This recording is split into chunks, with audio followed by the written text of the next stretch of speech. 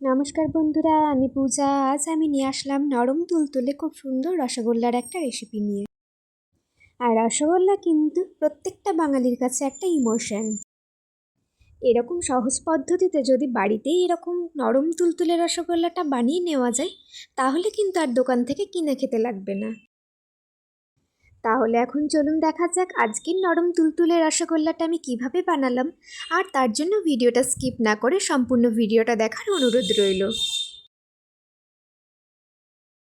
রসগোল্লা বানানোর জন্য কিন্তু প্রথমে এখানে একটা বাটিতে আমি 1 লিটার কিংবা 1 কেজি দুধ জাল দিতে বসিয়ে দিয়েছি। 5 থেকে 10 মিনিটের জন্য কিন্তু আমি দুধটা খুব ভালো করে ফুটিয়ে নেব। আর এখানে যে আমি 1 কেজি পরিমাণে দুধ নিয়েছি, সেই সম্পূর্ণ দুধটা আমি ছানা কেটে নেব। আর এখানে দেখুন, দুধটা যখন 5 থেকে 7 মিনিট ভালো করে জাল দিয়ে নেওয়া হয়ে গেছে, তখন গ্যাসের ফ্লেমটা অফ করে 3 থেকে 4 মিনিটের জন্য আমি দুধটা ঠান্ডা হতে দেবো। যেহেতু আজকের ছানাটা আমি ভিনিগার দিয়ে কাটবো, তাই প্রথমে এখানে 3 টেবিল চামচ মতন ভিনিগার নিয়ে নিয়েছি। আর নিয়ে নিলাম তার সমপরিমাণ জল। এখন এই ভিনিগারটা জলটা চামচ দিয়ে খুব ভালো করে মিক্স করে নেব। এখন ভিনিগারটা 1 লিটার দুধের মধ্যে অল্প অল্প করে চারিদিক ছড়িয়ে আমি দিয়ে দিলাম। আর ভিনিগারটা দেওয়ার পরে এখানে দেখুন, দুধের কালারটা কিন্তু আস্তে আস্তে চেঞ্জ হতে লেগেছে। তার মানে এটাকে আমি 3 থেকে 4 মিনিট যদি সময় দিই, তাহলে এমনি ছানা কেটে যাবে। আর আপনাদের হাতের কাছে যদি ভিনিগার না থাকে, তাহলে কিন্তু পাতিলেবুর রস দিয়েও ছানাটা খুব ভালো করে কেটে নিতে পারেন। আর এখানে দেখুন, আমার সম্পূর্ণ দুধে কিন্তু ছানাটা খুব ভালো করে কেটে গেছে। আর আধ ঘন্টার জন্য ছানাটা আমি ঠান্ডা হতে দেব। তারপরে কিন্তু এখানে ছোট একটা বাটিতে আমি নিয়ে নিয়েছি 4টে ছোট এলাচ। আর এলাচ কিন্তু আপনাদের প্রত্যেকের বাড়িতেই থাকে। এবার এই এলাচগুলো ভিতরের দানাগুলো আমি ছাড়িয়ে নেব। আর এর মধ্যে আমি অ্যাড করে নেব 2 টেবিল চামচ চিনি। এখন চিনি আর এলাচটা কিন্তু মিক্সিতে একটু ভালো করে গুঁড়িয়ে নেব। আর এদিকে কিন্তু ততক্ষণে আমার ছানাটা ঠান্ডা হয়ে গেছে। এখন প্রথমে এখানে আমি একটা স্টিলের বাটি নিয়ে নিয়েছি, তার উপরে একটা ঝুড়ি নিলাম। আর তার উপর দিয়ে নিয়ে নিয়েছি একটা সাদা রুমাল। আর এখানে ছানাটা কিন্তু আমি সমস্ত জল সমেত রুমালের মধ্যে ঢেলে দিলাম। ছানাটা যেহেতু ভিনিগার দিয়ে কাটা হয়েছে, তাই একটু পরিষ্কার জল দিয়ে ছানাটা আমি ধুয়ে নিয়েছি। এখন ছানাটা একটুখানি মুঠো করে নিয়ে আমি কোথাও একটা টাঙিয়ে রাখবো জল ঝরানোর জন্য। 1 ঘন্টা মতো টাঙিয়ে রাখলে ছানার মধ্যে কিন্তু যে এক্সট্রা জল থাকে, সেই জলটা কিন্তু সম্পূর্ণ বেরিয়ে যাবে। আর 1 ঘন্টা বাদে দেখুন, ছানাটা ঠিক এই পর্যায়ে আছে। ছানা থেকে কিন্তু সমস্ত জলটা বেরিয়ে গেছে। এবার চলুন দেখা যাক এই ছানার মধ্যে আমি কি কি অ্যাড করলাম। প্রথমে অ্যাড করে নিলাম এলাচ আর চিনি, যে গুঁড়ো করে রেখেছিলাম সেই এলাচ আর চিনির গুঁড়োটা। তারপরে আমি নিয়ে নিচ্ছি 1 টেবিল চামচ ময়দা। আর নিয়ে নিচ্ছি 1 চিমটি বেকিং পাউডার। আর এখানে কিন্তু আপনারা বেকিং পাউডারটা ইউজ করবেন, বেকিং সোডা ইউজ করবেন না। আর এখন সমস্ত উপকরণগুলো হাত দিয়ে আমি খুব ভালো করে মেখে নেব। আর এই পর্যায়ে আমি ব্যবহার করে নেব 2 টেবিল চামচ গুঁড়ো দুধ। এখন সমস্ত উপকরণগুলো দেওয়া হয়ে গেলে আমি খুব ভালো করে ছানাটা হাত দিয়ে মেখে নেব। মোটামুটি 8 থেকে 10 মিনিট ছানাটা খুব ভালো করে মেখে নিতে হবে। ছানার গায়ে যদি কোনো গুটি গুটি দানাযুক্ত কিছু থাকে, তাহলে সেগুলো হাত দিয়ে খুব ভালো করে নরম করে মেখে নিতে হবে।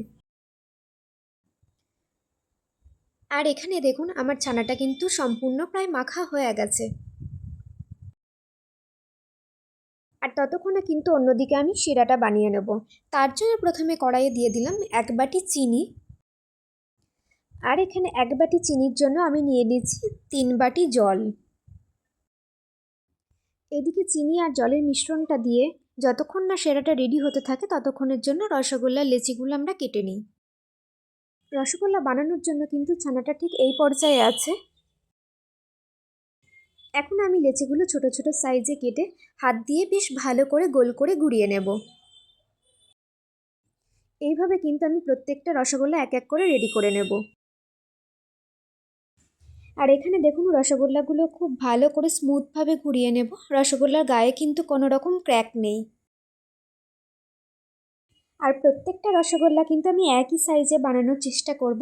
এখানে দেখুন, আমি রসগোল্লাগুলো কিন্তু খুব ছোট ছোট সাইজে বানিয়েছি। আপনারা আপনাদের পছন্দ মতন সাইজে বানিয়ে নিতে পারেন। রসগোল্লাটা যখন বানানো হয়ে যাবে, তখন কিন্তু এর সাইজটা বেড়ে ডবল হয়ে যাবে। এখানে 1 লিটার দুধে আমার মোট 15টা ছোট ছোট রসগোল্লা হয়েছে। আর ততক্ষণে এদিকে দেখুন সেরাটা কিন্তু ফুটে এসেছে। এই পর্যায়ে আমি দিয়ে দিলাম কয়েকটা এলাচের খোসা। যে এলাচটা আমি আগে গুঁড়িয়ে রেখেছিলাম সেই এলাচের খোসাগুলো আমি ফেলে দিইনি, রেখে দিয়েছিলাম। এখন এলাচের খোসাগুলো আমি জলের মধ্যে দিয়ে দিলাম। আর জলটা যখন ফুটে আসবে তখন গ্যাসের ফ্লেমটা লোতে রেখে একে একে রসগোল্লাগুলো আমি কড়াইতে দিয়ে দিলাম। রসগোল্লাগুলো কড়াইতে দেওয়া হয়ে গেলে 1-2 মিনিট একটু ফুটে গেলে গ্যাসের ফ্লেমটা কিন্তু বাড়িয়ে দিয়ে আমি 15 মিনিটের জন্য এটাকে চাপা দিয়ে রেখে দেব। আর মনে রাখবেন গ্যাসের ফ্লেমটা কিন্তু বাড়িয়ে দিয়ে 15 মিনিটের জন্য আমি ফুটিয়ে নেব। 15 মিনিট বাদে দেখুন রসগোল্লাগুলো ঠিক সাইজে কতটা বড় হয়ে গেছে। 15 মিনিট সেরাতে ফুটিয়ে নেওয়া হয়ে গেলে গ্যাসের ফ্লেমটা কিন্তু লো টু মিডিয়ামে রেখে আবার 10 মিনিটের জন্য চাপা দিয়ে রেখে দেব। এইভাবে আপনারা বাড়িতে স্টেপ বাই স্টেপ রসগোল্লাটা বানিয়ে দেখবেন কিন্তু নরম তুলতুলে দোকানের মতন রসগোল্লা হয়েছে। আবার 10 মিনিট গ্যাসের ওভেনে ফুটিয়ে দেওয়ার পরে দেখুন রসগোল্লাগুলো কিন্তু আরেকটু ফুলে বেড়ে গেছে। এখন কিন্তু আমার রসগোল্লাগুলো পুরোপুরি প্রায় কমপ্লিট হয়ে গেছে।